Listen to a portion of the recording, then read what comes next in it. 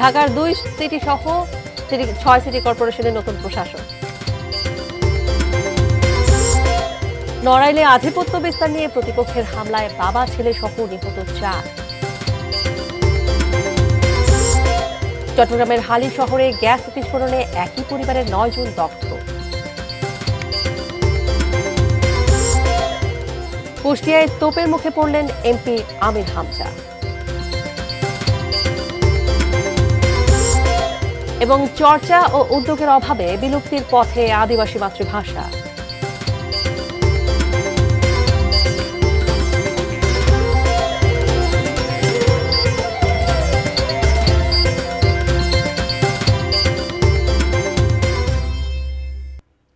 এটি নিউজ দেখছেন।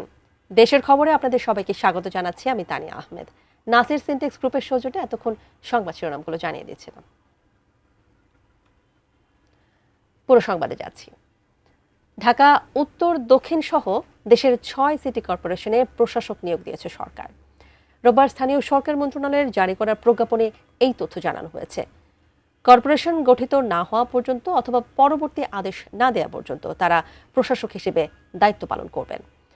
প্রজ্ঞাপনে জানানো হয়, ঢাকা দক্ষিণ সিটি কর্পোরেশনে মোহাম্মদ আব্দুস সালাম, ঢাকা উত্তর city কর্পোরেশনে Mohammad Shafiqul Islam Khan, Khulna city কর্পোরেশনে Nazrul Islam Manju, Sylhet city কর্পোরেশনে Abdul Qayyum Chowdhury, Narayanganj কর্পোরেশনে Mohammad Shakhawat Hossain Khan এবং গাজীপুর সিটি কর্পোরেশনে মোহাম্মদ শওকত হোসেন সরকারকে প্রশাসকের দায়িত্ব দেওয়া হয়েছে।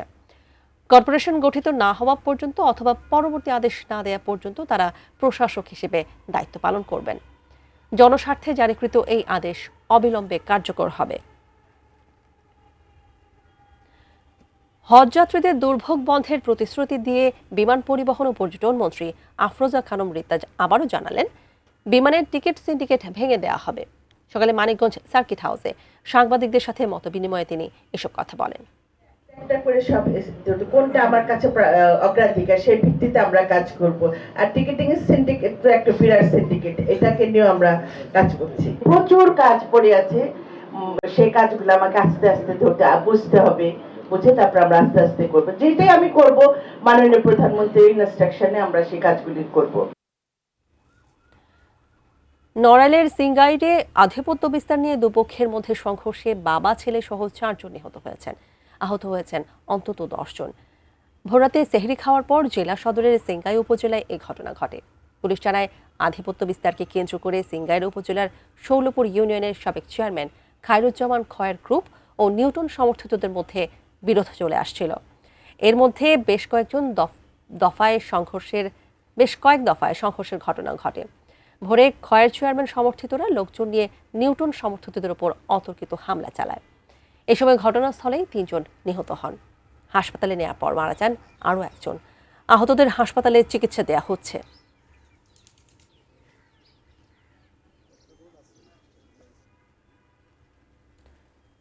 চট্টগ্রাম নগরীর হালি শহরে একটি বাসায় রান্নাঘরে জমে থাকা গ্যাস বিস্ফোরণে শিশুসহ একই পরিবারের 9 জন দগ্ধ হয়েছেন। তাদের সবার অবস্থাই আশঙ্কাজনক। ফায়ার সার্ভিস ও সিভিল ডিফেন্সের আগ্রাবাদ স্টেশনের কর্মকর্তারা জানিয়েছেন, ভোররাতে হালিমা মঞ্জিল নামের ভবনের 3য় তলার রান্নাঘরে জমে থাকা গ্যাসে বিস্ফোরণ হয়। এতে ঘরে থাকা নারী শিশুসহ 9 জন দগ্ধ হন। প্রাথমিকভাবে ধারণা করা হচ্ছে গ্যাস লাইনের লিকেজ থেকে জমে থাকা গ্যাস বিস্ফোরণ ঘটে। বিস্ফোরণের পর আগুন ছড়িয়ে পড়লে ফায়ার সার্ভিসের 2টি স্টেশনের 4টি গাড়ি ঘটনাস্থলে গিয়ে প্রায় 1.5 ঘন্টার চেষ্টায় আগুন নিয়ন্ত্রণে আনে। দগ্ধ 9 জনকে চট্টগ্রাম মেডিকেল কলেজ হাসপাতালের বার্ন ইউনিটে ভর্তি করা হয়েছে। চিকিৎসকরা জানিয়েছেন, দগ্ধদের মধ্যে 3 জনের শরীরের শতভাগ পড়ে গেছে। সকলেরই শ্বাসতন্ত্র ক্ষতিগ্রস্ত হয়েছে, কেউ শঙ্কামুক্ত নন।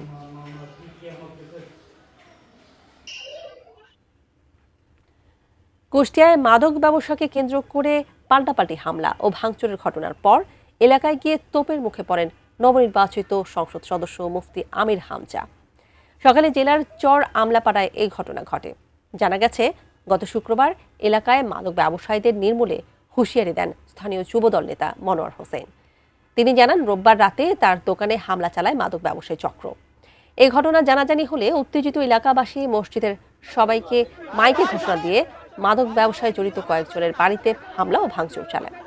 পরে পুলিশ ও সেনাবাহিনীর সদস্যরা ঘটনাস্থলে পৌঁছে পরিস্থিতি নিয়ন্ত্রণে আনে। সকালে ঘটনার খোঁজ নিতে যান সংসদ সদস্য আমির হামজা। সেখানে তিনি স্থানীয়দের তোপের মুখে পড়লে পরিস্থিতি উত্তপ্ত হয়ে ওঠে। পরে দ্রুত এলাকা ত্যাগ করেন তিনি।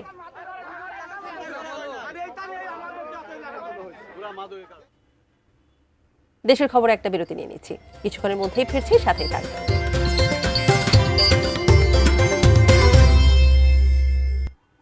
ফিরে এসে আবারও স্বাগত দেশের খবরে। জানাবো ইফতার বাজারের পরিস্থিতি। সাভারে জমে উঠেছে ইফতার বাজার। বাহারে ইফতার সামগ্রী কিনতে ভিড় করছেন রোজাদাররা। সাভার থেকে বিস্তারিত জানাতে যুক্ত হচ্ছেন প্রতিনিধি কামরুজ্জামান। কামরুজ্জামান, সাভারে ইফতারের বাজার কেমন দেখছেন, আর ক্রেতারা যে কিনছেন দাম নিয়ে তারা সন্তুষ্ট কিনা একটু জানাবেন। ধন্যবাদ তানিয়া। আমি এই মুহূর্তে রয়েছি একদম সাভারের যে রাজস্বন রোডেই, কিন্তু আপনি দেখতে পাচ্ছেন যে ইফতারের আমার পিছনে কিন্তু ইফতারের পর্ষা সাজিয়ে কিন্তু দাঁড়িয়ে আছে বিক্রেতা, এবং আপনি দেখতে পাচ্ছেন ক্রেতা কিন্তু আসলে অনেকেই তারা কিন্তু ভিড় জমাচ্ছেন। তারা কিন্তু কেনাকাটার যে ভিড় সেটি কিন্তু এখনই লেগে গেছে, যেহেতু আরেকটু পরেই কিন্তু আর কিছুক্ষণ পরেই কিন্তু আসলে ইফতারের যে সময় সেটি কিন্তু লক্ষ্য করা যায়। তবে একটা বিষয় আপনাদেরকে জানিয়ে রাখি, সাভারে যেহেতু লক্ষ লক্ষ মানুষের বসবাস, যেহেতু একটা শিল্প কারখানা এলাকা, সেখানে কিন্তু আসলে ইফতারের যে একটা আনাগোনা সেটি কিন্তু আসলে দেখাই যায়।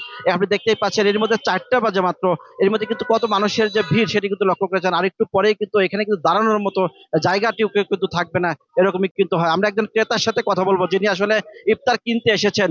যে আপনি তো আসলে এই এলাকার বাসিন্দা, তো ইফতার কিনতে এসেছেন, আসলে কি অবস্থা, দাম কেমন, হাতার নাগালে কিনা সবকিছু মিলিয়ে?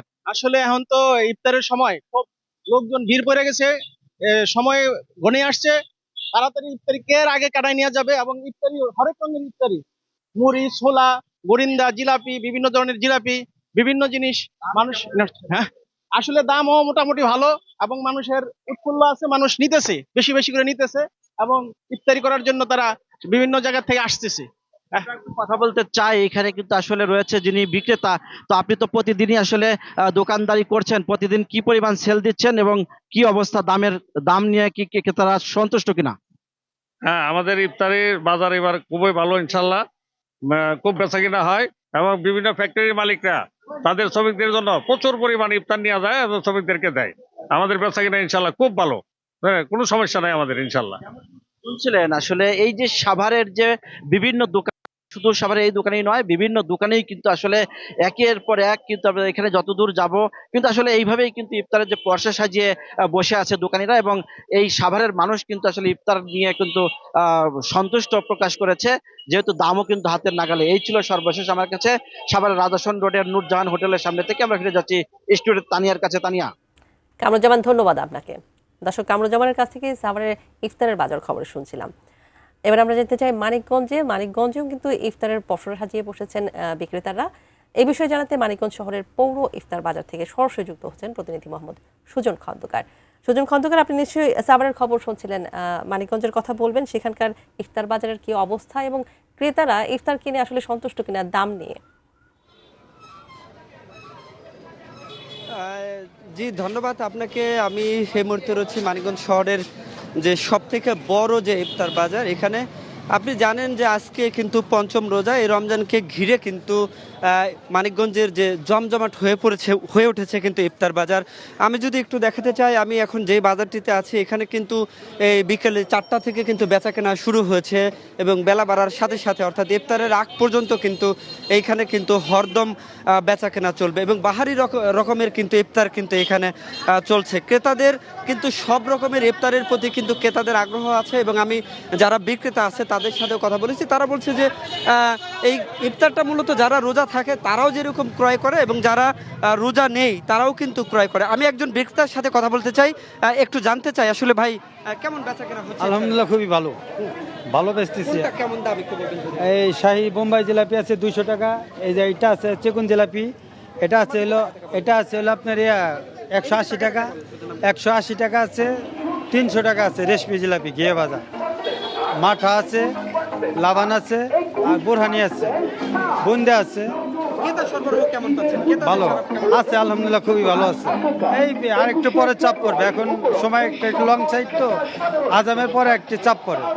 যে আপনি শুনছিলেন যে মানিকগঞ্জের যে 7টি উপজেলা রয়েছে 7টি উপজেলার প্রতিটাই কিন্তু বিকেল 4টার পর থেকে কিন্তু জমজমাট ইফতার বাজার, এবং এই ইফতারকে কেন্দ্র করে কিন্তু টোটাল শহরে কিন্তু একটা উৎসব মুখর আমেজ তৈরি হয়, বিশেষ করে 4টার পরে। এবং প্রতিটা মানুষ যারা রোজা রয়েছেন তারাও কিন্তু যেমন ইফতার কিনতে আসেন, এবং যারা রোজা নাই তারাও কিন্তু ইফতার কিনতে আসেন। যে এই ছিল মানিকগঞ্জের ইফতার বাজার থেকে আমার কাছে সর্বশেষ। জি সুজন, ধন্যবাদ আপনাকে। দর্শক, সংযুক্ত হয়েছিলেন মোহাম্মদ সুজন খন্দকার। মানিকগঞ্জের ইফতারের বাজার খবর শুনছিলাম তার কাছ থেকে।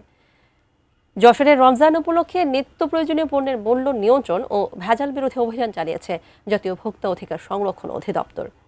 সোমবার শহরের গোহাটা ও বড়বাজার এলাকায় পরিচালিত অভিযানে মূল্য তালিকা না টানানো এবং মেয়াদ উত্তীর্ণ পণ্য বিক্রির দায়ে কয়েকটি দোকানকে জরিমানা করা হয়।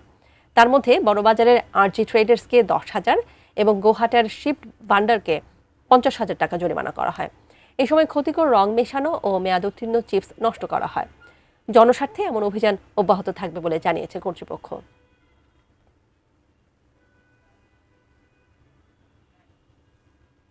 দেশের খবরে আরেকটা বিরতি নিয়ে ফিরছি, সাথেই থাকুন।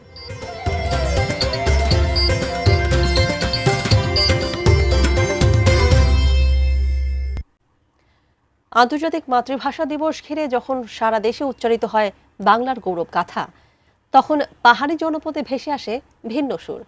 ছোট ছোট শিক্ষার্থীরা সমস্বরে গাইছে চাকমা ও মারমা ভাষায় 21-এর গান, নিজস্ব বর্ণমালা, নিজস্ব উচ্চারণে।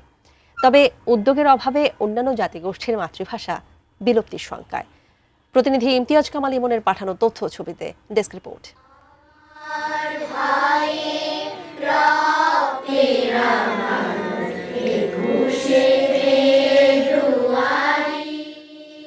পার্বত্য চট্টগ্রামে রয়েছে 11টি ক্ষুদ্র জাতিগোষ্ঠী।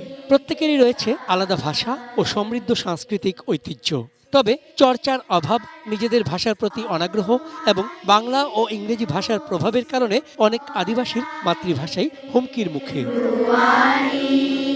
যদিও সরকারি উদ্যোগে প্রাথমিক পর্যায়ে চাকমা, মারমা ও ত্রিপুরা ভাষায় পাঠদান চালু রয়েছে। শ্রেণীকক্ষে শিক্ষকরা শিশুদের শেখাচ্ছেন নিজস্ব বর্ণমালা, ছড়া ও কবিতা। এতে শিক্ষার্থীরা মাতৃভাষায় পড়তে ও লিখতে শিখছে। তবে অন্যান্য জনগোষ্ঠীর শিশুদের জন্য এখনো চালু হয়নি মাতৃভাষা ভিত্তিক শিক্ষা।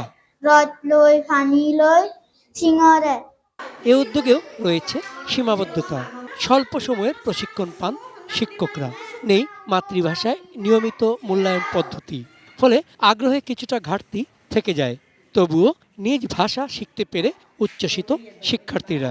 স্বরবর্ণ ব্যঞ্জনবর্ণ মতো ভাগ ভাগ করে দেওয়া হতো, তাহলে আমাদের জন্য আমরা উপকৃত হতাম। কিভাবে চলছে একটা তদারকির যে বিষয়, এটা কিন্তু সরকার নেয়নি।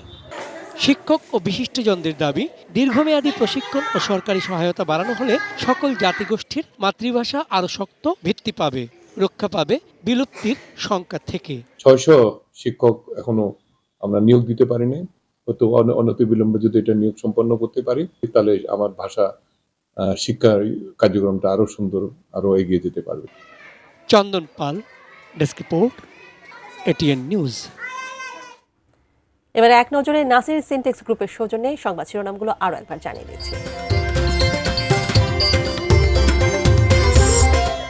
ঢাকার 2টি সহ 6 সিটি কর্পোরেশনের নতুন প্রশাসক। নড়াইলে আধিপত্য বিস্তার নিয়ে প্রতিপক্ষের হামলায় বাবা, ছেলে সহ নিহত 4। চট্টগ্রামের হালি শহরে গ্যাস বিস্ফোরণে একই পরিবারের 9 জন দগ্ধ। কুষ্টিয়ায় তোপের মুখে পড়লেন এমপি আমির হামজা।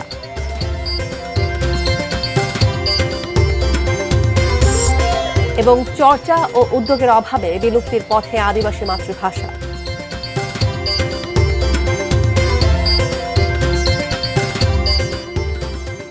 দেশের খবরে এই ছিল সর্বশেষ। ধন্যবাদ এতক্ষণ সাথে থাকার জন্য।